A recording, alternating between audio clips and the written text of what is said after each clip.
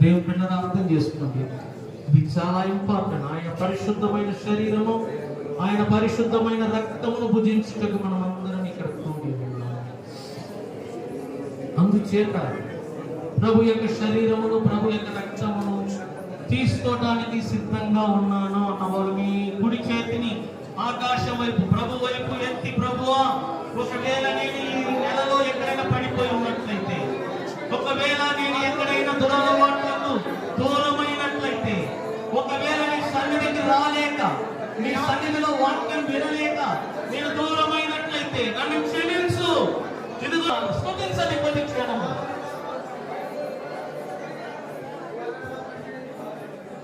ప్రార్థించండి, ప్రార్థించండి, ప్రార్థించండి ప్రతి బిడ్డలు కూడా.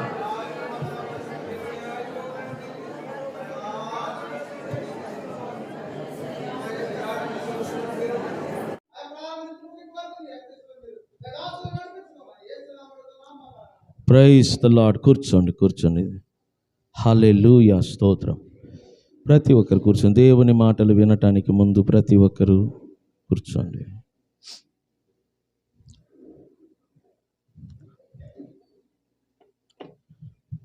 కూడి వచ్చిన సంఘ బిడ్డలందరికీ కూడా ప్రభువైన యేసుక్రీస్తు నామమున వందనములు చెల్లించుకుంటున్నాను. మరొకసారి ఈ విధంగా కూడి దేవుని మాటలు వినుటకు దేవుడు మనకు అనుగ్రహించిన ఈ సమయాన్ని బట్టి ఆ దేవాతి దేవునికి నేను మనస్ఫూర్తిగా వందనములు చెల్లించుకుంటున్నాను. ప్రియులరా, ఈ 2024 సంవత్సరములో ఫిబ్రవరి నెలలో ఈ ముగింపు రోజుల్లో మనమున్నాం. ఇది 2వ బల్లారాధన ఈ సంవత్సరములో. ఈ బల్లారాధన సమయంలో నేను ఒక మాటను మీకు చదివి వినిపిస్తాను. లూకా సువార్త అధ్యాయము 22. లూకా సువార్తలో అధ్యాయము 22 19వ వాక్యాన్ని నేను చదువుతాను, మీరు జాగ్రత్తగా గమనించండి. పిమ్మట ఆయన ఒక రొట్టె పట్టుకొని కృతజ్ఞత స్తుతులు చెల్లించి దానిని విరిచి వారికి ఇచ్చి, ఇది మీ కొరకు ఇయ్యబడుచున్న నా శరీరము, నన్ను జ్ఞాపకము చేసి కొనుటకు దీనిని చెయ్యుడి అని మన ప్రభువైన యేసు తన శిష్యులతో చెప్పెను. 20వ వాక్యం. ఆ ప్రకారమే భోజనమైన తర్వాత ఆయన గిన్నె పట్టుకొని, ఈ గిన్నె మీ కొరకు చిందింపబడుచున్న నా రక్తము వలననైన క్రొత్త నిబంధన. 19వ వాక్యంలో చూస్తే ఆయన ఒక రొట్టెను తీసుకొని ఆ రొట్టెను విరిచి, ఆయన ఏమంటున్నాడంటే ఆ రొట్టెను విరిచి తన శిష్యులకు ఇచ్చాడంట. ఇచ్చిన తర్వాత వారితో అంటున్నాడు, ఇది నా శరీరము. ఆయన విరిచిన ఆ రొట్టె తన శరీరమని చెప్తున్నాడు. అంటే ప్రతి నెల మనం తీసుకుంటున్న ఆ రొట్టె ఎవరి శరీరం అంట? ప్రభువైన యేసయ్య శరీరం. ప్రతి నెల మనం తీసుకొని భుజిస్తున్న ఆ రొట్టె ముక్క ప్రభువైన యేసయ్య శరీరములో ఒక చిన్న ముక్కను మనము తీసుకొని తింటున్నాం. అలాగనే ఆయన ఒక గిన్నెను తీసుకొని ఆ గిన్నెలో ఉన్న ద్రాక్ష రసాన్ని, ఇది నా రక్తము, మీ కొరకు చిందింపబడుచున్న నా రక్తము వలననైన క్రొత్త నిబంధన. అంటే ఆ గిన్నెలో ఉన్న ద్రాక్ష రసం అంట ప్రభు చెప్తున్నాడు, ఇది నా రక్తము అని చెప్తున్నాడు. ఇప్పుడు మీరు అర్థం చేసుకోండి, ప్రతి నెల మనము యేసయ్య రక్తమును, యేసయ్య శరీరములో ఒక చిన్న భాగాన్ని మనము తిని త్రాగుతున్నాము. ప్రతి బల్లారాధన రోజు యేసయ్య శరీరాన్ని, యేసయ్య రక్తమును తిని త్రాగుతున్నాము. మీరు ఆ రొట్టె ముక్క మీ చేతికి రాగానే మీ మనసు ఎలా ఉండాలంటే, ఇది నా కొరకు విరవబడిన ప్రభు యొక్క శరీరం. మీ చేతికి రాగానే మీ ఆలోచన ఎలా ఉండాలంట, నా కొరకు విరవబడిన ప్రభు యొక్క శరీరము అని మీరు భావించాలి. నా కొరకు విరవబడిన ప్రభు శరీరం అని నమ్మి మీరు భుజించాలి. ప్రభు యొక్క రక్తము మీ దగ్గరికి వస్తున్నప్పుడు, నా కొరకు చిందింపబడిన ప్రభు యొక్క క్రొత్త నిబంధన రక్తము అని నమ్మి మీరు త్రాగాలి. కాబట్టి మనం తీసుకుంటున్న ఈ రొట్టెకు, ఈ ద్రాక్ష రసానికి వెనకాల ఎంతో మర్మము దాగి ఉంది. దాని అర్థము మనకు తెలియాలి. అర్థము తెలుసుకొని మనము తిని త్రాగితే అది మనకు మంచిది. ప్రతి నెల బల్లలో పాలు పొందుతున్నాం. మనలను ఎవరైనా అడుగుతారు, మీరెందుకు బల్ల తీసుకుంటున్నారు, దేని కొరకు తీసుకుంటున్నారు, దాని అర్థం ఏంటి అని అడిగినప్పుడు మీరు చెప్పగలగాలి. మీరు చెప్పాలి, అయ్యా అది రొట్టె ముక్క కాదు, పాస్టర్ గారు మా చేతికి రొట్టె ముక్కగా ఇస్తారు, కానీ మేము తీసుకుంటున్నప్పుడు మాత్రము దానిని ప్రభు యొక్క శరీరముగా నమ్మి భుజిస్తున్నాం. ప్రభు యొక్క నూతన నిబంధన రక్తముగా నమ్మి మేము త్రాగుతున్నాము.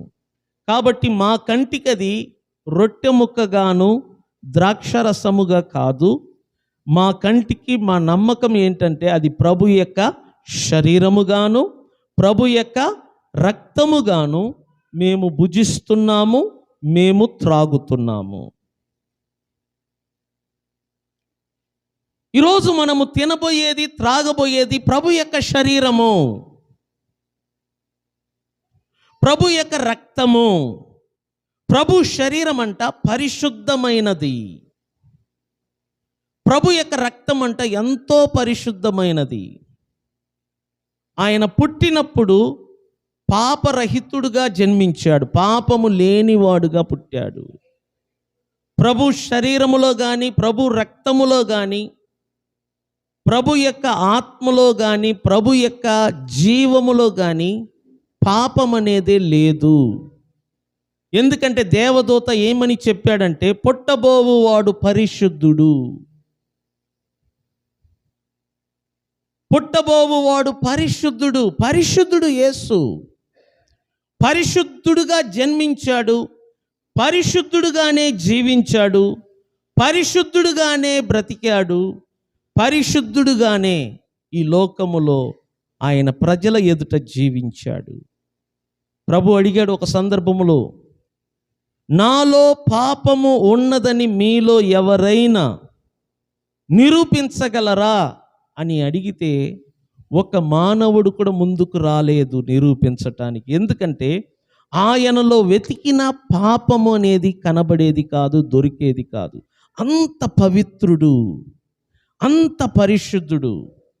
ఆయన నోటి నుండి వచ్చిన ప్రతి మాటలు పరిశుద్ధమైనది. ఈ పాపపు లోకమును ఆయన పరిశుద్ధమైన కళ్ళతో చూశాడు. ఆయన కనుదృష్టికి ప్రతిదీ పవిత్రముగా కనబడ్డది. అంత పరిశుద్ధుడుగా జీవించాడు. తనలో పాపము అంటుకోకుండునట్లు తన్ను తాను భద్రపరుచుకున్నాడు, తన్ను తాను కాపాడుకున్నాడు. అంత పరిశుద్ధుడు. అటువంటి పరిశుద్ధమైన తన శరీరాన్ని నీ కొరకు, నా కొరకు సిలువ మీద విరగగొట్టబడ్డది. అటువంటి పరిశుద్ధమైన రక్తము నీ కొరకు, నా కొరకు సిలువ మీద ఆయన ధారపోశాడు. ఎందుకు తెలుసునా? మనము రక్షణ పొందాలి. మనము పాపము నుండి, శాపము నుండి, నరకము నుండి, అపవాది రాజ్యముగా పిలవబడుతున్న అంధకార రాజ్యములో నుండి నువ్వు, నీ పిల్లలు, నీ కుటుంబముతో సహా విడుదల, రక్షణ పొందాలి అని ఆయన తన్ను తాను శిలువ మీద బలియాగముగా అర్పించుకున్నాడు.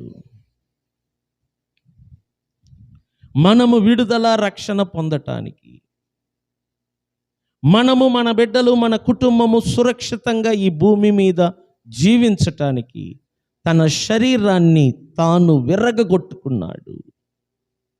తన రక్తమును శిలువ మీద ధారపోశాడు.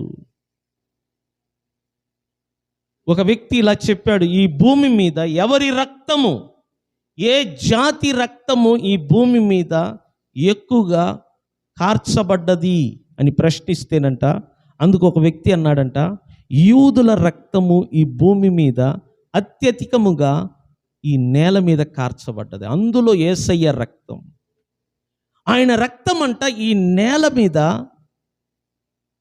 నీళ్లు కుమ్మరించినట్లుగా ఆయన రక్తము ఈ నేల మీద కుమ్మరించబడ్డది. యేసుక్రీస్తు యొక్క శరీరములో రక్తము కారని స్థలము అనేది లేదు. తల నుంచి అరికాలు వరకు అన్ని అవయవాలు, అన్ని భాగములో నుండి రక్తము చిందుతూ ఉన్నదంట. చివరికి గుండెలో ఉన్న రక్తముతో సహా బయటికి వచ్చింది. ఎప్పుడంటే శిలువ మీద ఆయన వేలాడుతున్న సమయంలో ఒక సైనికుడు ఒక ఈటను తీసుకొని ఈ గుండె భాగములో పొడిచినప్పుడు గుండెలో ఉన్న రక్తముతో సహా బయటికి వచ్చినదంట. అంటే ఆయన శరీరములో ఉన్న రక్తమంతటా నీ కొరకు, నా కొరకు కల్వరి శిలువ మీద కార్చబడ్డది. కారణం ఏంటి తెలిసిన? మనము రక్షించబడాలి, మనము దేవుని బిడ్డలుగా జన్మించాలి, మన పాపము నుండి, మన శాపము నుండి, నరకము నుండి, సాతాను యొక్క అంధకార రాజ్యము నుండి నీవు, నీ కుటుంబము, నీ పిల్లలు రక్షించబడాలని దేవుని కుమారుడైన క్రీస్తు నీ కొరకు, నా కొరకు శిలువ మీద బలి అయ్యాడు.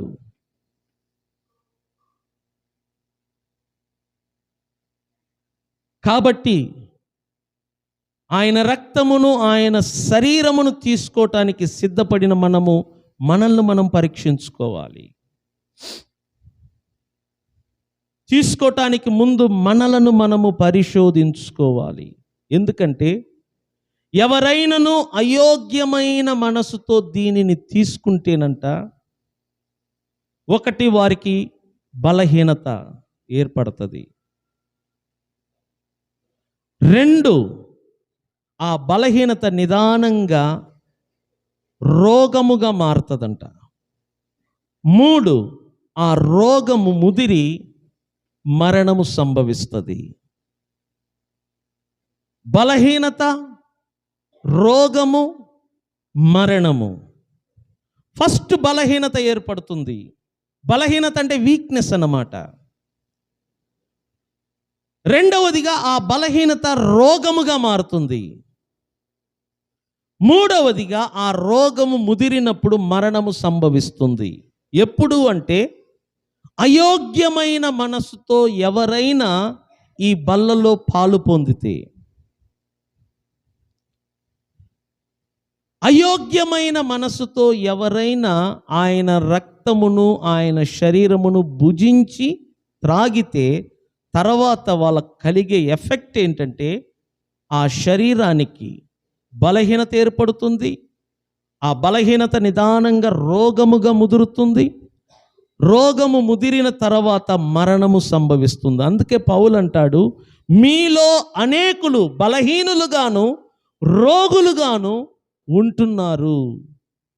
మీలో అనేకులు ఇప్పటికీ నిద్రించున్నారు. ఎందుకంటే యోగ్యమైన మనసుతో కాక అయోగ్యమైన మనసుతో ఈ బల్లలో పాలు పొందటం వలన ప్రభు యొక్క శరీరము అది పరిశుద్ధమైనది, ప్రభు యొక్క రక్తము అది పరిశుద్ధమైనది అని వివేచింపక, చూడండి, వివేచించటం అంటే గ్రహింపక, ఇది ప్రభు శరీరం అని గ్రహింపక, ఇది పరిశుద్ధమైన ప్రభు యొక్క శరీరం అని గ్రహింపక, ఇది పరిశుద్ధమైన ప్రభు యొక్క రక్తమని గ్రహింపక, ఎవరు దీనిని భుజించి త్రాగుతారో వారు రోగులుగాను బలహీనులుగాను ఉంటారు, చివరికి మరణిస్తారు. అందుకే కొరింథీ సంఘాన్ని పౌలు హెచ్చరిక చేస్తున్నాడు. మీలో అనేకులు బలహీనులుగాను రోగులుగాను ఉంటున్నారు. మీలో అనేకులు ఇప్పటికే నిద్రించున్నారు. కారణం, ప్రభు యొక్క శరీరము, ప్రభు యొక్క రక్తమని వివేచన లేకుండా తిని త్రాగటము వలన.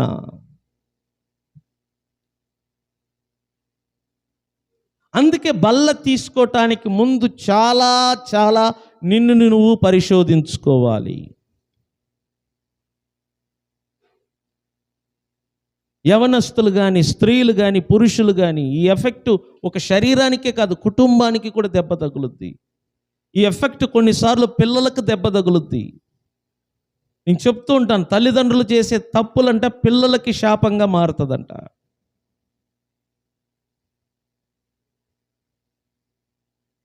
మనకొచ్చే దీవెనలు, ఆశీర్వాదాలు కూడా ఆగిపోవటానికి మనం చేసే పొరపాట్లే కారణాలు అవుతాయి. అందుకే నేను చెప్తున్నాను, మనలను మనము పరీక్షించుకోవాలి.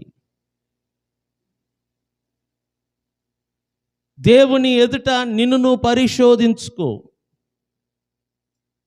దేవునికి తెలుసు, ఆయన 2 కనులంట మనల్ని చూస్తూ ఉంటుందంట. మన చుట్టూ ప్రజలు కూడా మనల్ని చూస్తూ ఉంటారు. కాబట్టి మనల్ని మనం పరిశోధించుకొని దేవుని యొక్క వెలుగులో, ఆయన వాక్యపు వెలుగులో మనలో ఏదైనా పొరపాటు, ఏదైనా తప్పిదాలు కనబడితే వాటిని మనం విడిచిపెట్టాలి. వాటిని మనము ఒప్పుకోవాలి ప్రభు సన్నిధిలో. వాటిని మనము సరి చేసుకోవాలి. బైబిల్ అంటుంది సామెతల గ్రంథములో, అతిక్రమమును దాచిపెట్టువాడు వర్ధిల్లడు. అతిక్రమములను దాచిపెట్టువాడు వర్ధిల్లడు. దానిని ఒప్పుకొని, వినండి, దానిని ఒప్పుకొని విడిచిపెట్టువాడు కనికరము పొందును. అతిక్రమములను దాచిపెట్టువాడంట వర్ధిల్లడు. గుర్తుపెట్టుకోండి. దానిని ప్రభు సన్నిధిలో నమ్మకంగా ఎవరు ఒప్పుకుంటారో, ఎవరు వాటిని విడిచిపెడతారో వారంట ప్రభు సన్నిధిలో కనికరము పొందుతారంట. దేవుని బిడ్డలారా, బల్లకు సిద్ధపడి వచ్చిన మనమందరము ఒకసారి మనలను మనము పరిశోధించుకుందాం. నీలో ఏదైనా అతిక్రమమును నువ్వు దాచిపెట్టినట్లయితే నువ్వు వర్ధిల్లవు. నీ ఎదుగుదలకు నువ్వు దాచిపెట్టిన పాపము, నువ్వు దాచిపెట్టిన ఆ అతిక్రమం అంట నీ ఎదుగుదలకు అడ్డుగోడగా నిలబడుతుందంట. నువ్వు ఎదగలేవు, నువ్వు అభివృద్ధి కాలేవు. నువ్వు ఎంత ప్రయత్నం చేసినా నష్టములు కనబడుతాయి. నువ్వు ఎంత కష్టపడ్డా నష్టమే కనబడుతూ ఉంటుంది.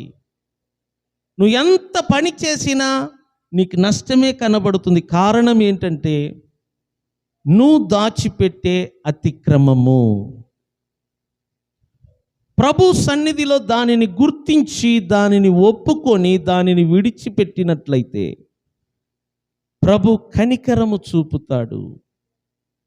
ప్రభు నీకు కనికరము చూపుతాడు. ఆ కనికరం అంట నీకు స్వస్థతను తీసుకొని వస్తుంది, నీకు ఆశీర్వాదములను తీసుకొని వస్తుంది, నీకు దీవెనలు తీసుకొని వస్తుంది. నువ్వు అభివృద్ధి అవుతావు.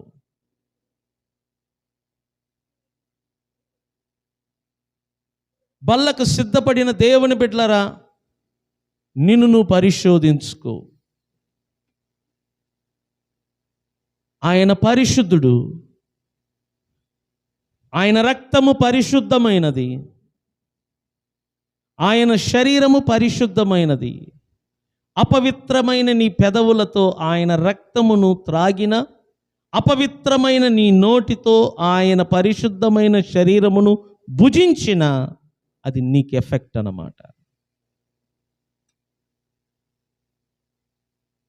నీలో ఏదైనా చెడు అలవాట్లు ఉంటే విడిచిపెట్టి ఈ రోజుతో. త్రాగుడు అలవాట్లు ఉన్నాయా? విడిచిపెట్టు.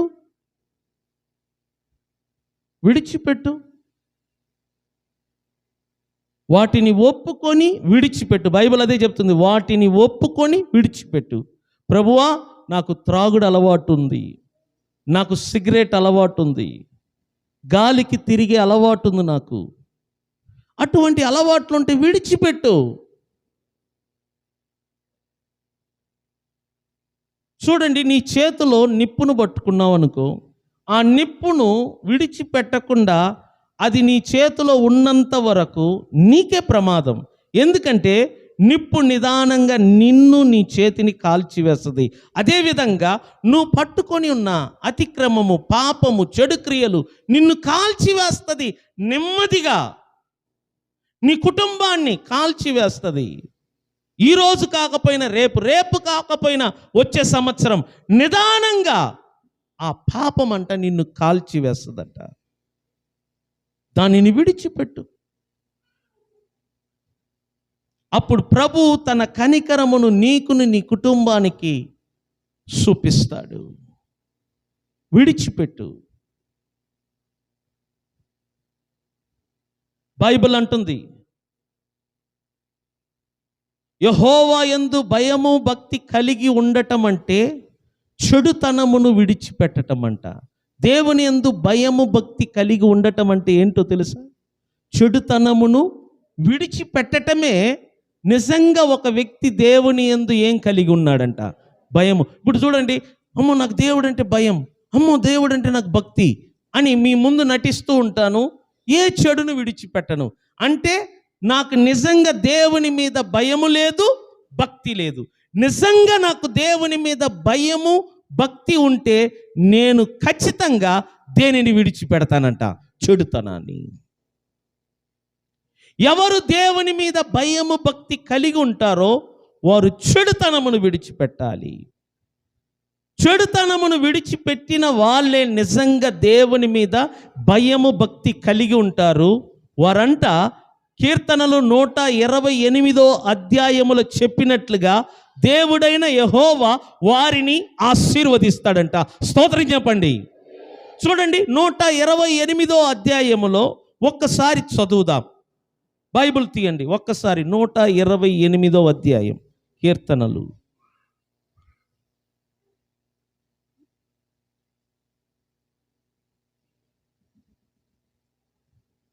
ఇక్కడ చూడండి, యెహోవా యందు భయభక్తులు కలిగి ఆయన త్రోవల యందు నడుచు వారందరూ ఎలాంటి వారంట? ధన్యులు. నిశ్చయముగా నీవు నీ చేతుల కష్టార్జితము అనుభవించెదవు. చూసారా? నిశ్చయముగా నీ చేతుల కష్టార్జితము నీవు అనుభవించెదవు. నీవు ధన్యుడవు, నీకు మేలు కలుగును. చేతులు పైకెత్తి స్తోత్రం చెబుదామా? ఎవరికంట మేలు కలిగేది? దేవుని యందు భయభక్తులు కలిగిన వారికి ఏం కలుగును? మేలు కలుగును. నీ లోగిట నీ భార్య ఫలించు ద్రాక్షవల్లి వలె ఉండును. ఈ మాట అర్థం చూడండి. నీ లోగిట నీ భార్య ఫలించు ద్రాక్షవల్లి వలె ఉండును. నీ భోజనపు బల్ల చుట్టూ నీ పిల్లలు ఒలీవ మొక్క వలె ఉందురు. భార్య అంట ద్రాక్షవల్లి వలె ఉంటుందంట, పిల్లలంట ఒలీవ మొక్క వలె ఉంటారంట. ఎందుకు ఒలీవ మొక్కతో పిల్లలను పోల్చాడు? ఒలీవ మొక్క చాలా ఖరీదైనది, విలువైనది. ఒలీవ నూనె ఉంది చూసారా, చాలా ఖరీదైనది నూనె అది. ఒలీవ మొక్కలంట ఎంతో వేగవంతంగా ఎత్తుగా పెరుగుతుందంట. నీ బిడ్డలు అలా ఉంటారు. దేవుని యందు భయభక్తులు కలిగిన తల్లిదండ్రుల యొక్క పిల్లలంట ఒలీవ మొక్క వలె ఎదుగుతారంట. దేవుని యందు భయము భక్తి కలిగిన పురుషులు లేక భర్త, వారి లోగిట వాళ్ళ భార్య అంట ఫలించు ద్రాక్షవల్లి వలె ఉంటుందంట. 4వ వాక్యం, యెహోవా యందు భయభక్తులు గలవాడంట ఇలాగూ ఆశీర్వదింపబడును. ఏ విధంగా? సియోనులో నుండి యెహోవా నిన్ను నీ జీవిత కాలమంతయు యెరూషలేమునకు ఏం కలగాలి? క్షేమము కలుగుట నీ కనులారా నీవు చూచెదవు. నీ పిల్లల పిల్లల, ఈ మాట చూడండి, నీ పిల్లల పిల్లలను నువ్వేం చేస్తావంట? కనులారా చూస్తావు. అంటే దేవుడు నీకు దీర్ఘాయుస్సునిస్తాడు. నీ పిల్లల పిల్లలను నువ్వు చూస్తావంట. ఎప్పుడు? నువ్వు దేవుని యందు భయము భక్తి కలిగి ఉన్నప్పుడు. దేవుని యందు భయము భక్తి కలిగి ఉండటం అంటే ఏంటి? సామెతల గ్రంథము 8వ అధ్యాయము.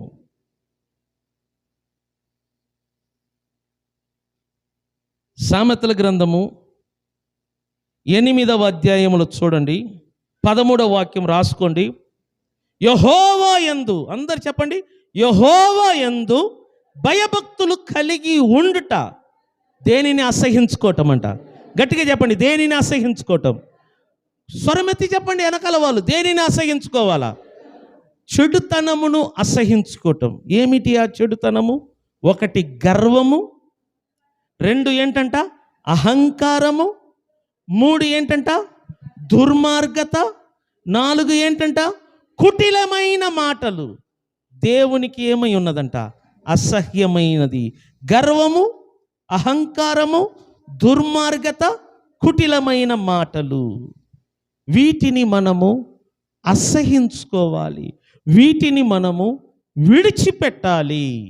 అప్పుడే మనము దేవుని యందు భయము భక్తి కలిగి ఉన్నాము అని అర్థం. చెడుతనమును అసహించుకోవటం, చెడుతనమును అసహించుకోవటం. సంగమా, నిన్ను నువ్వు పరిశోధించుకొని బలలో పాలు పొందు. చెడుతనమును అసహించుకో, చెడుతనమును విడిచిపెట్టు. నీకు ఏదైనా చెడు అలవాట్లు ఉంటే విడిచిపెట్టు, చెడు సహవాసములు ఉంటే విడిచిపెట్టు. స్త్రీలు, మీలో ఏదైనా చెడు సహవాసము, చెడు అలవాట్లు ఉంటే విడిచిపెట్టండి. అవి ఉన్నంత వరకు మీ కుటుంబములో నెమ్మది కలగదు, సమాధానము కలగదు, సంతోషము కలగదు. యోబులో ఒక మాట ఉన్నది, నీ గుడారములో నుండి దుర్మార్గతను తీసిన ఎడల. ఏంటంట? గుడారములో నుండి దేనిని తీసివేయాల? దుర్మార్గతను తీసిన ఎడల అప్పుడు నీవు అభివృద్ధి పొందెదవు. అంటే ఏంటి? మనం అభివృద్ధి అవటానికి అవ్వకపోవటానికి కారణం ఉంది. 1, మనలో ఉన్న దుర్మార్గత. అది తీసివేస్తే మన అభివృద్ధి అవుతామంట. అది తీసివేయకపోతే మనం అభివృద్ధి కాలేము. మీరు చూడండి, వాటర్ ట్యాంక్ ఉంది, వాటర్ ట్యాంక్ నుంచి పైప్ కనెక్షన్ ఉంటుంది, నేరుగా ట్యాప్కి వస్తుంది. ఈ పైప్ కనెక్షన్లో ఎక్కడైనా నలకలు ఉంటే వాటర్ ట్యాంక్ నిండా నీళ్ళు ఉన్న ఆ పైపులో ఉన్న నలకను బట్టి వాటర్ ట్యాంకులో ఉన్న నీళ్లు ట్యాప్కు వచ్చి చేరదు. మరి ట్యాప్లో నీళ్లు రావట్లేదంటే పైపు మధ్యలో ఎక్కడో నలక చేరింది. అదేవిధంగా నీ లైఫ్లో, నీ జీవితంలో ఎక్కడైనా నలక లాంటి దుర్మార్గత, గర్వము, అహంకారము, కుటిలమైన మాటలు, చెడు అలవాట్లు, చెడు స్నేహము ఇవి ఉన్నట్లయితే ఒక నలక ఎలాగా రావలసిన నీటిని రానియకుండా అడ్డుగా నిలబడుతుందో, నీ జీవితంలో కూడా దేవుని యొద్ద నుండి రావలసిన ఆశీర్వాదములు, దేవుని యొద్ద నుండి రావలసిన దీవెనలు, దేవుని యొద్ద నుండి రావలసిన స్వస్థతలు నీకు అందకుండునట్లుగా ఈ చెడు ఒక నలకలాగా ఉండి వాటిని నీకు రాకుండా చేస్తుందంట. నువ్వు ఎప్పుడు దానిని గుర్తించి ఆ నలకను, ఆ చెడును తొలగిస్తావో నీకు స్వస్థత, ఆశీర్వాదములు, దీవెనలు రెప్పపాట్లు కలుగుతాయి. చేతులు పైకెత్తి గట్టిగా దేవుని స్తోత్రం చెప్దామా? కాబట్టి సంగమా, అర్థం చేసుకో. నీలో ఉన్న చెడును నువ్వు గుర్తించు, వాటిని విడిచిపెట్టు. నీకు దేవుని ఎదుట అడ్డుగోడగా వస్తున్న చెడు, అది గర్వమై ఉండవచ్చు, అహంకారమై ఉండవచ్చు, దుర్మార్గత ఉండవచ్చు, లేకపోతే కుటిలమైన మాటలై ఉండవచ్చు, లేకపోతే శరీర సంబంధమైన కార్యాలు, శరీర ఇచ్చలు, అది ఏదైనా సరే వాటిని దేవుని సన్నిధిలో విడిచిపెట్టు. దేవుడు నిన్ను ఆశీర్వదిస్తాడు. మరలా లూకాసు వార్త 22వ అధ్యాయానికి వెళ్దాం.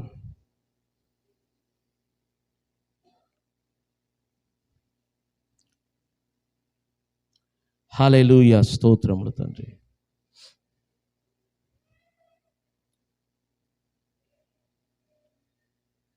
19వ వాక్యాన్ని మరలా చదువుకుందాం. పిమ్మట ఆయన ఒక రొట్టె పట్టుకొని కృతజ్ఞతాస్తుతులు చెల్లించి దానిని విరిచి వారికిచ్చి, ఇది మీ కొరకు ఇయ్యబడుచున్న నా శరీరము, నన్ను జ్ఞాపకము చేసుకొనుటకు దీనిని చెయ్యుడి. ఎందుకంటే మనం ప్రతి నెల ఈ బల్లలో పాలు పొందుతున్నాం. ఈ బల్ల ఇవ్వటం ఎందుకు జరుగుతుంది? దీని కారణం ఏంటో తెలుసా?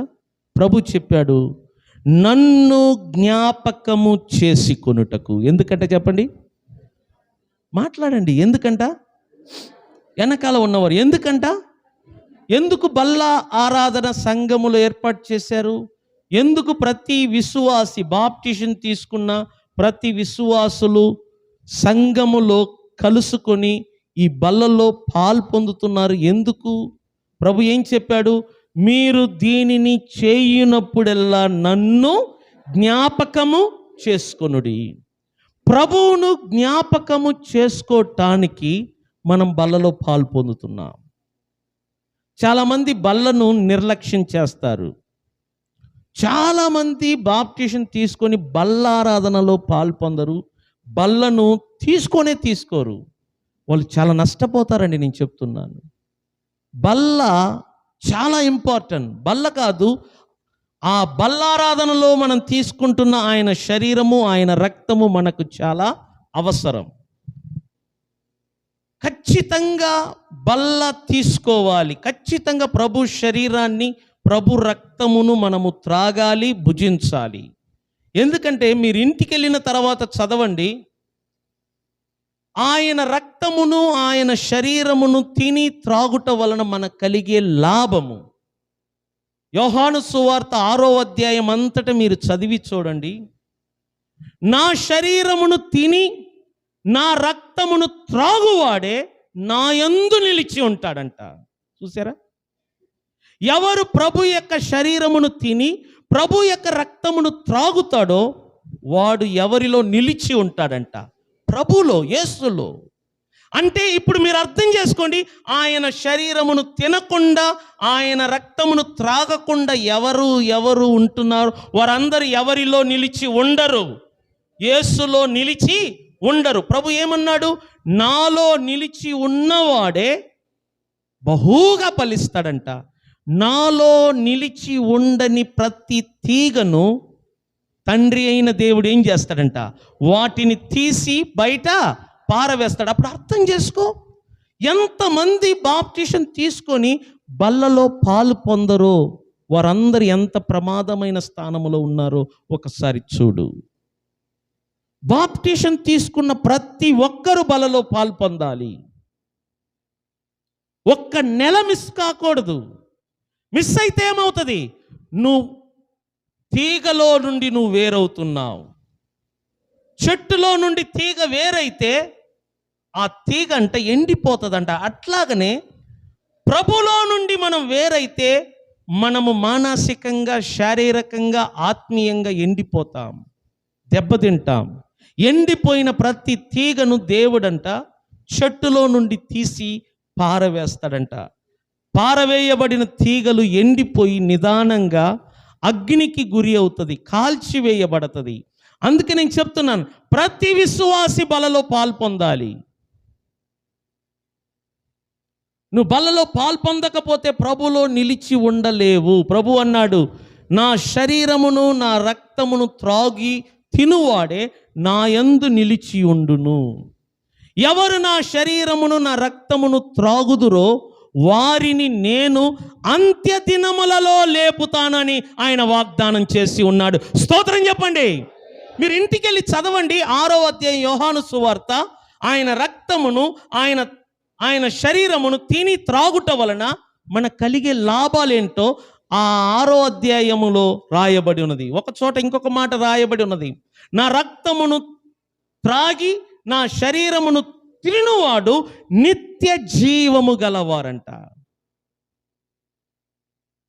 అందుకనే నీ భర్తకు చెప్పు, నీ భార్యకు చెప్పు, నీ స్నేహితుడికి చెప్పు, నీ స్నేహితురాలకు చెప్పు, నీ బంధువులకు చెప్పు, అయ్యా బల్లారాధన ఖచ్చితంగా మనం వెళ్ళాలి, బల్లలో మనం పాల్పొందాలి. అది చాలా ఇంపార్టెంట్. పాస్టర్ గారు వాక్యములో నుండి మనకు వివరించాడు. మనము పాల్పొందకపోతే క్రీస్తులో నిలిచి ఉండము. మనం పాల్పొందకపోతే క్రీస్తు యొక్క శరీరమును రక్తమును త్రాగకపోవటం వలన మన నిత్య జీవమును పోగొట్టుకుంటాం. మనము బల్లలో పాల్పొందకపోతే అంత్య దినములలో ప్రభు మనలను లేవనెత్తడు. కాబట్టి బల్లలో పాల్పొందటానికి ప్రతి బిడ్డలుగా మనము కూడుకోవాలని ఒకరిని ఒకరు మనం ప్రోత్సహించుకోవాలి. ఎందుకు మనం బల్లలో పాల్పొందుతున్నాం తెలుసునా? ప్రభువును మనము జ్ఞాపకము చేసుకోవటానికి. సంగమ నేను మీకు నేర్పుతున్నాను, ప్రతిరోజు యేసును జ్ఞాపకము చేసుకోండి. మీ కుటుంబంలో కష్టాలు వచ్చినప్పుడు ప్రభువును జ్ఞాపకం చేసుకో. మీ కుటుంబంలో ఆర్థిక ఇబ్బంది వచ్చినప్పుడు ప్రభువును జ్ఞాపకం చేసుకో. ఎందుకంటే పన్ను కట్టడానికి చేతిలో ఆర్థికం లేనప్పుడు పేతురు ప్రభు దగ్గరికి వచ్చాడు. అప్పుడు ప్రభు ఏం చేశాడు? ఆ పన్ను కట్టడానికి ప్రభు మార్గమును చూపించాడు. అదేవిధంగా మీ కుటుంబంలో ఆర్థిక ఇబ్బందులు వచ్చినప్పుడు, మీ పిల్లలకు ఫీజులు కట్టలేని పరిస్థితులు వచ్చినప్పుడు, మీ యొక్క పిల్లలకు వివాహము చేయటానికి ఆర్థికంగా బాధపడుతున్న ఆ సందర్భాలలో ప్రభువును గుర్తు చేసుకో. పన్ను కట్టలేని పేతురుకు పన్ను కట్టుటకు ప్రభు ఎలా సహాయపడ్డాడో ఆ సందర్భాన్ని జ్ఞాపకం చేసుకో. అదేవిధంగా వ్యాపారంగా నష్టపోతున్నారా? ఎంత కష్టపడ్డా రాబడి రావటం లేదు, ఎంత ప్రయాసపడ్డా శూన్యమే కనబడుతుందని మీరు బాధపడుతున్నప్పుడు ప్రభువును గుర్తు చేసుకో. పేతురు అన్నాడు, రాత్రి అంతా ప్రయాసపడితిమి, ఒక్క చేప దొరకలేదంట. ప్రభు ఏం చేశాడు? అనేకమైన చేపలు దొరుకుటకు అక్కడ సహాయము చేశాడు. అదేవిధంగా నీ కుటుంబానికి ఆయన మేలు చేస్తాడు. ప్రభువును జ్ఞాపకం చేసుకో. అనారోగ్యము వచ్చిందా? రోగముతో బాధపడుతున్నావా? అలాంటప్పుడు ప్రభువును జ్ఞాపకం చేసుకో. ఎంతమంది రోగులను ఆయన బాగు చేశాడు, ఎంతమంది కుంటివారిని నడిపించాడు, ఎంతమంది గుడ్డివారికి ఆయన చూపును తెరిపించాడు, ఎంతమంది మోగవారిని ఆయన మాట్లాడేటట్టు చేశాడు, ఎంతమంది అవిటి వారిని పరుగులెత్తేటట్టు చేశాడు. యేసుకు సాధ్యమైనది ఈ ప్రపంచంలో ఏదీ లేదు. నీకు రోగం వచ్చినా, బలహీనత వచ్చినా ప్రభువును జ్ఞాపకం చేసుకో. ఎవరైనా మిమ్మలను దూషిస్తున్నారా? ఎవరైనా మిమ్మలను లేనిపోని అబద్ధపు మాటలతో మీ మీద నిందలు మోపుతున్నారా? అలాంటప్పుడు ప్రభువును జ్ఞాపకం చేసుకో. ప్రభు ఏమన్నాడు తెలిసిన? మీ మీద అబద్ధ సాక్ష్యములు పలికినప్పుడు, మీ మీద నిందలు మోపినప్పుడు, మీ మీద అబద్ధమైన మాటలు దుర్మాటలు మలికినప్పుడు మీరు సంతోషించుడి, పరలోకమందు మీ ఫలమంట అధికమగునుగా అంటున్నాడు. చేతులు పైకెత్తి స్తోత్రం చెప్పండి. బాధపడవద్దు, ప్రభువును జ్ఞాపకం చేసుకో.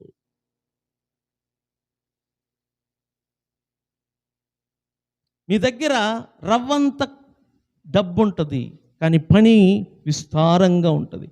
ఈ రవ్వంత డబ్బుతో ఇంత పని నేను ఎలా చేయగలనని బాధపడుతున్నావా? అటువంటి బాధ సమయంలో ప్రభువును జ్ఞాపకం చేసుకో. ప్రభు ఏం చేశాడు? 2 చేపలతో 5 రొట్టెలతో కొన్ని వేల మంది ఆకలిని తీర్చాడంట. స్తోత్రం చెప్పండి. లేకపోతే తుఫాను లాంటి శ్రమలు వస్తున్నాయా? తుఫాను లాంటి కష్టాలు వస్తున్నాయా? గాలి లాంటి శోధనలు వస్తున్నాయా? వర్షము లాంటి బాధలు వస్తున్నాయా? అలాంటప్పుడు ప్రభువును జ్ఞాపకం చేసుకో. ప్రభు ఏమన్నాడు తెలిసిన? తుఫానును చూసి, గాలిని చూసి, వర్షమును చూసి నిమ్మలమగునుగాక అన్నాడు. అదే ప్రభు మీ ఇంటి మీదకి వస్తున్న శోధనలు, మీ ఇంటి మీదకి వస్తున్న కష్టాలను చూసి, మీ ఇంటికి మీదకి వస్తున్న ప్రతి బాధలను చూసి ఇలా అంటాడు, నిమ్మలమగునుగాక. అప్పుడు వెంటనే మీ కుటుంబంలో నెమ్మది, సమాధానము కలుగుతుందంట. స్తోత్రం చెప్దామా? ప్రతి అనుభవము, ప్రతి క్షణము ప్రభువును జ్ఞాపకం చేసుకో. నీ భర్త నిన్ను ప్రేమించలేకపోతున్నాడా? నీ భర్త నిన్ను వేధిస్తున్నాడా? నీ భర్త నీ మీద అనుమానపడుతున్నాడా? నా భర్తే నన్ను ప్రేమించలేకపోతున్నాడని దుఃఖపడుతున్నావా?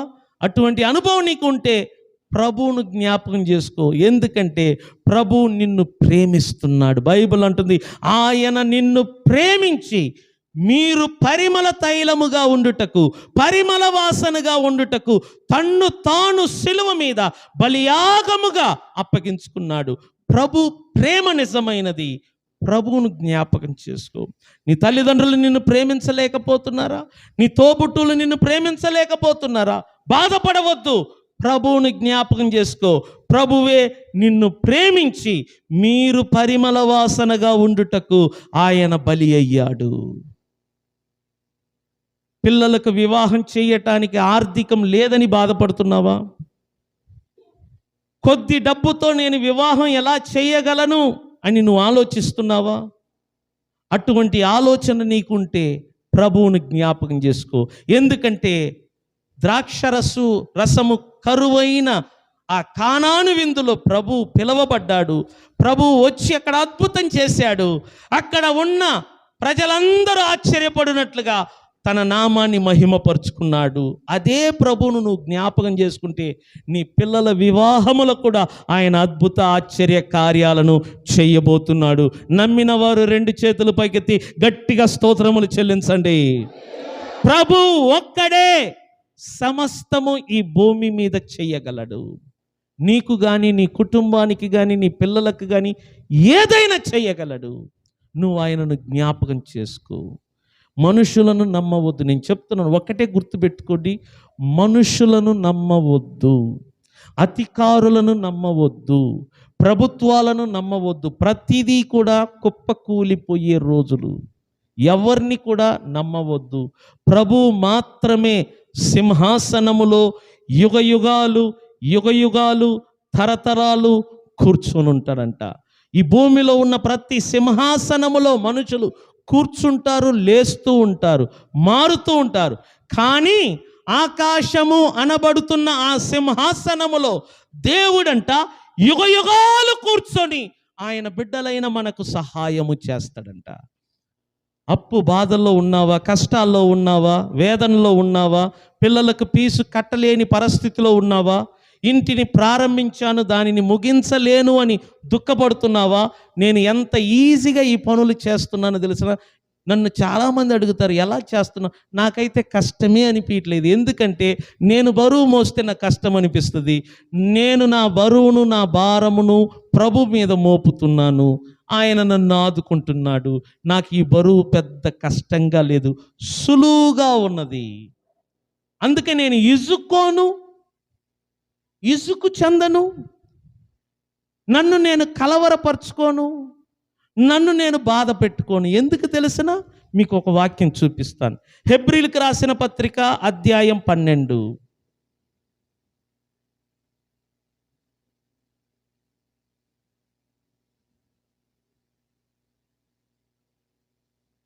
మూడవ వాక్యములో చూడండి. మీరు అలసట పడకయు, మీ ప్రాణములు విసుకకయు ఉండునట్లు. ఏంటంట? అలసట. ఏంటంటే చెప్పండి, అలసట. అలసట అంటే టయార్డ్గా ఉండటం. అబ్బా అలసిపోయినాను, కుటుంబంలో పని చేసి చేసి అలసిపోయినాను, ఈ పిల్లలకు చెప్పి చెప్పి అలసిపోయినాను, నా భర్తకు చెప్పి చెప్పి అలసిపోయినాను, నా భార్యకు చెప్పి చెప్పి అలసిపోయినాను. కొంతమంది అలసటగా ఉంటారు ఎప్పుడు చూసినా. బైబిల్ అంటుంది, మీరు అలసట పడకయు మీ ప్రాణములు విసుకయు ఉండునట్లు పాపాత్ములు తనకు వ్యతిరేకముగా చేసిన తిరస్కారమంతటిని ప్రభు ఏం చేశాడంట? ఓర్చుకొనిన ఆయనను మనం ఏం చెయ్యాలంట? తలంచుకోవాలి. అంటే నీ మనసులో ఆయనను, అంటే మన ప్రభు అయిన యేసును జ్ఞాపకము చేసుకోవాలి. ఎప్పుడు? అలసట రాకుండునట్లు.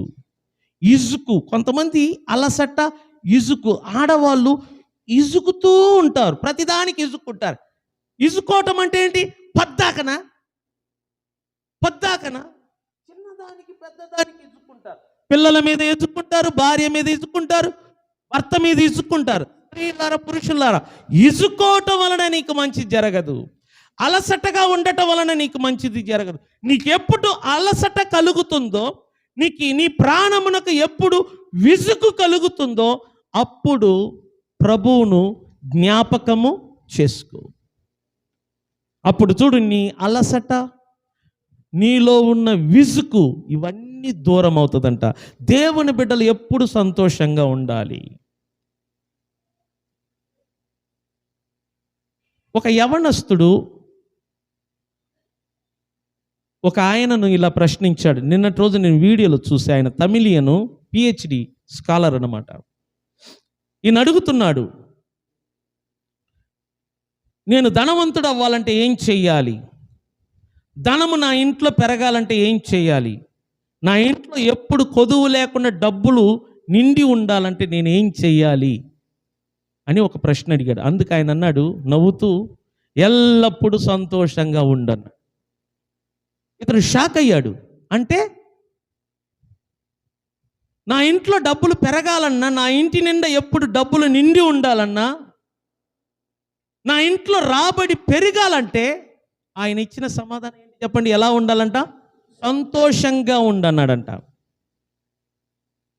అప్పుడు ఆయన అన్నాడు, దుఃఖంగా ఉన్న వారి ఇంట్లో డబ్బులంట దూరం అవుతుందంట.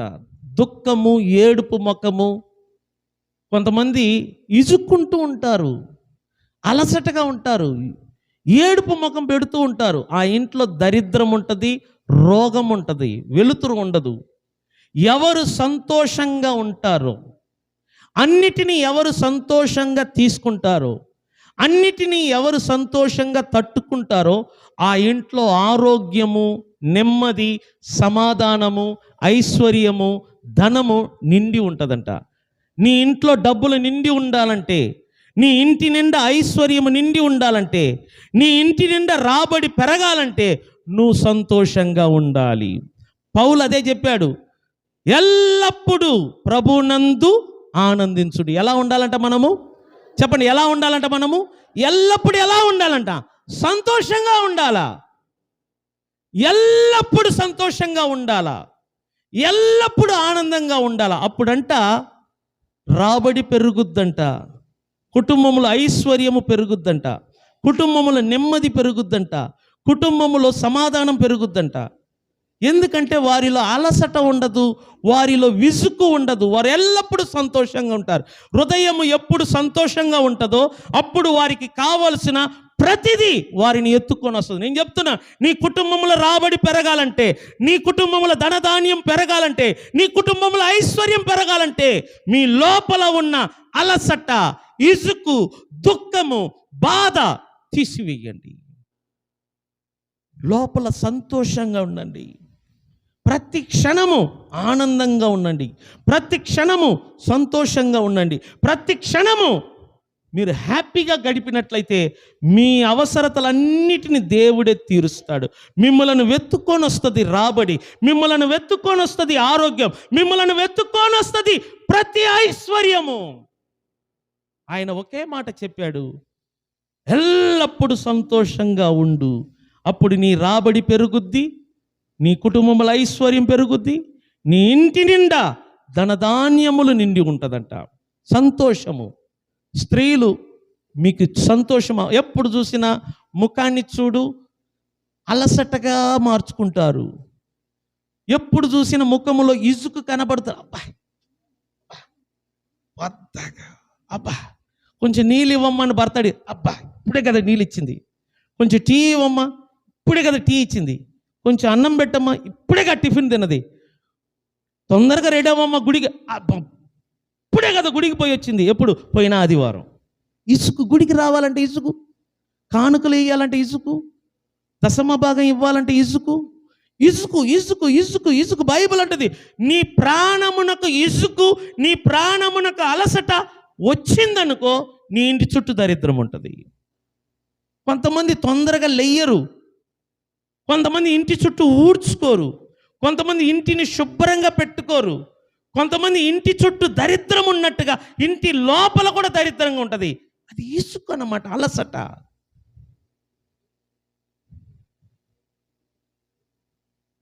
ప్రభువును జ్ఞాపకం చేసుకో, ప్రభువును గుర్తు చేసుకో. ప్రతి క్షణం, ప్రతి గడియ, ప్రతిరోజు యేసును గుర్తు చేసుకో. నీ అక్కరలు, నీ అవసరతలన్నీ ఆయన తీర్చుటకు నీకు శక్తినిస్తాడు. బైబిల్ అంటుంది నన్ను బలపరచు వానిని బట్టి నేను సమస్తము నిజంగానే మనలను క్రీస్తు బలపరుస్తాడంట.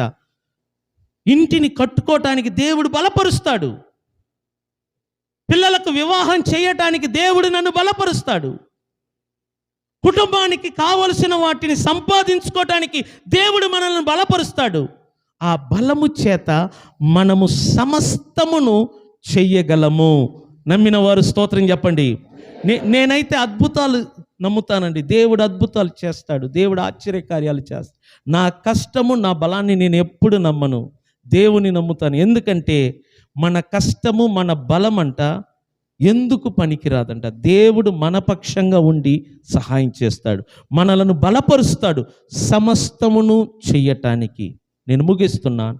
బల్లలో పాలు పొందటానికి వచ్చిన దేవుని బిడ్డలారా, ప్రతి దినము యేసును జ్ఞాపకం చేసుకో.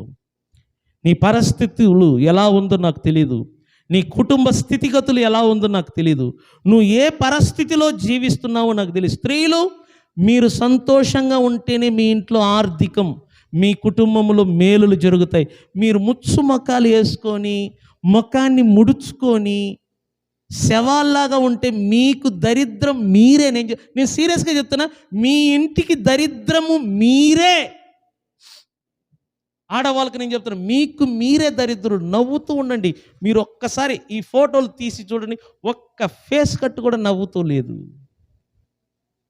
ఒక్క ముఖములో కల లేదు.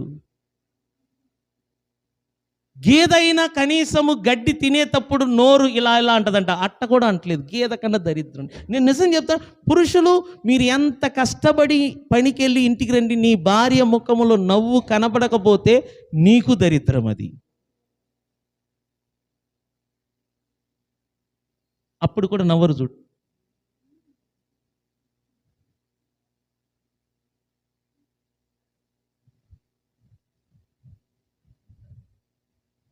ఏంటక్క కూర తెచ్చాడే, పోయి కొయ్యొద్దా? ఆయనగా కోసేది, ఆయన కోస్తే ఉడికేటప్పుడు నేనే గ్యాస్ స్టవ్, అది కూడా అలవాటు. ఈ దిగులు ఎక్కువ ఆడవాళ్ళకి. పిల్లి పొద్దాక వస్తుంది కుమారి, అందువల్ల నేను పొయ్యే వరకు ఉంటుంది. అక్క బల్లారాధన, చెరువుల బల్లారాధన అట్టే అంటారు.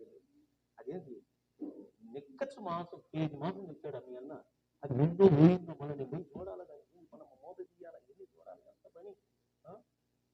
మన పోయిన వెంటనే తినాలంటే వెళ్ళి ఉడకాల. మళ్ళా మా ఆయన గారు ఉడికేటప్పుడే నవ్వులే అలవాట్లు. మళ్ళీ ఈ దిగులు ఆడవాళ్ళకి ఎక్కువైపోయింది. వీళ్ళు చూడు, నేను ఎక్కడ ఉంటే వాళ్ళందరూ అటు చూస్తాను, ఆ సౌండ్ బాక్స్ని చూస్తూ ఉంటారు. నాకు అర్థం కావట్లేదు, ఆ సౌండ్ బాక్స్ ఏ దయ్యం కనబడుతుందో నాకు అర్థం కావట్లేదు. ఆ మధ్య ఇటు తిరిగి కూర్చున్నప్పుడు పద్దాగా మేరమ్మ గారు మీ గేదెను చూస్తూ ఉంటారు. ఈ మధ్య మీ గేదె బాగా పాలిస్తుంది కదా, అప్పట్లో ఇచ్చేది కాదు కదా. ఎందుకంటే ఈ కను దృష్టి ఎప్పుడు ఆ గేదె ఎట్ట తేడాస్తుంది, ఇక్కడ కూర్చొని ఎట్లు చూసేవాళ్ళు, ఇప్పుడు చూసే అవకాశాలు లేదు. ఇప్పుడైనా రజనీ నవ్విందబ్బా, బాగున్నావా? రైట్. సుజాత బాగున్నావా? రైట్. ఒక్కసారి చెప్పండి, మన ఇంట్లో ఐశ్వర్యము, ధనము ఇవన్నీ పెరగాలంటే ఏముండాలంట? చెప్పండి కొంచెం గట్టి, ఏముండాల? నేను పుస్తకాలు చదువుతానండి, నేను చదివింది చెప్తున్నాను. ఇక్కడ నన్ను చూడండి ఒకసారి. అయస్కాంతం మీ అందరికీ తెలుసు కదా. అయస్కాంతము మన కంటికి అది ఇనుములా కనబడుతుంది, దాంట్లో ఉన్న ఆకర్షించే శక్తి మన కంటికి కనబడదు. ఇనుము కనబడుతుంది కానీ అందులో ఆకర్షించే శక్తి ఉంటుందంట, దాన్నే అయస్కాంతం అంటారు, ఆకర్షిస్తుంది. మీరు చూడండి, ఆ అయస్కాంతాన్ని తీసుకెళ్ళి ఇనుము ముక్కలకు కొంచెం దగ్గర, అంటే ఆ అయస్కాంతం పవర్ను బట్టి కొంత అయస్కాంతం ఎలా ఉంటుందంటే అడుగు దూరంలో ఉన్న ఇనుము ముక్కను కూడా లాగగలిగే శక్తి దానికి ఉంటుంది. అంటే దానికి ఎంత పవర్ ఉంటుందో అంత దూరంలో ఉన్న ఇనుము ముక్కలను తన దగ్గరికి ఏం చేస్తుందంట, లాగేస్తుంది. ఓకేనా, మీకు అర్థమైంది. ఇప్పుడు ఏం చేస్తున్నానంటే, సరే దానికి ఉన్న పవరు, అడుగు దూరంలో ఉన్న ఇనుము ముక్కలను లాగే పవర్ దానికి ఉందంటే, ఒక అడుగు దూరంలో అయస్కాంతం పెట్టగానే ఇనుము ముక్కలన్నీ తనంతటా తాను ఏం చేస్తాయంట, నేరుగా అయస్కాంతమును వచ్చి అంటుకుంటుందంట. అదేవిధంగా నన్ను చూడండి, నీ హృదయం అంట, నీ మనసు అంట ఒక అయస్కాంతం లాంటిది. దీని లోపల సంతోషము నిండి ఉంటేనంట నీ చుట్టూ ఉన్న ఆరోగ్యము, ఐశ్వర్యము, ధనధాన్యములు ఇవన్నీ కూడా ఆటోమేటిక్ నువ్వు ఆకర్షించేస్తావంట. నీ మనసులో సంతోషం కాకుండా దుఃఖం ఉందనుకోండి, మరణము, వ్యాధి, దారిద్ర్యము, కలహము, దుఃఖము, బాధ ఇవన్నీ కూడా మనం ఏమవుతామంట, మనకు ఆఖరి. కాబట్టి నేనేమంటున్నానంటే, వీలైనంత వరకు నీ మనసులో సంతోషము నిండి ఉండటానికి నువ్వు ప్రయత్నం చేయి. కుటుంబంలో నెమ్మది లేకపోయినా నువ్వు సంతోషంగా ఉండు. కుటుంబంలో కలతలున్నా నువ్వు సంతోషంగా ఉండు. కుటుంబంలో బాధ ఉన్నా నువ్వు సంతోషంగా ఉండు. కుటుంబంలో వేదన ఉన్నా నువ్వు సంతోషంగా ఉండు.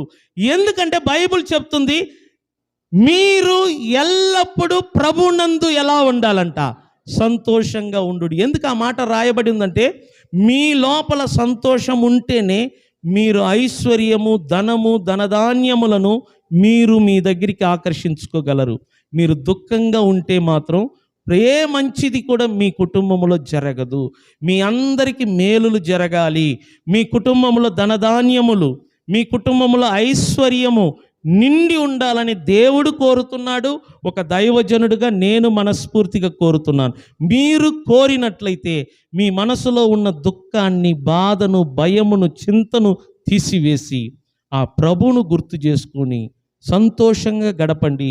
రానున్న 3వ నెల అంతటా మీ కుటుంబములో ధనము, ఐశ్వర్యము, ధనధాన్యములు యేసు నామమున నింపబడునుగాక నేను ఆజ్ఞాపిస్తున్నాను. నమ్మిన వారు నిలబడి చేతులు పైకెత్తి గట్టిగా దేవుని స్తోత్రం చెప్పండి.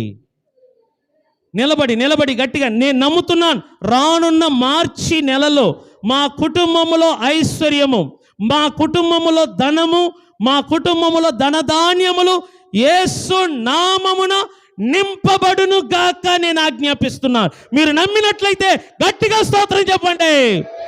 హల్లెలూయా. కొద్ది క్షణం ప్రార్థన చేద్దాం. స్వరమెత్తి ప్రార్థన చేయండి. వినిన ఈ మాటలు మన జీవితములో, మన బ్రతుకులో నిజమగును గాక, మన జీవితములో నెరవేర్చబడును గాక అని స్వరమెత్తి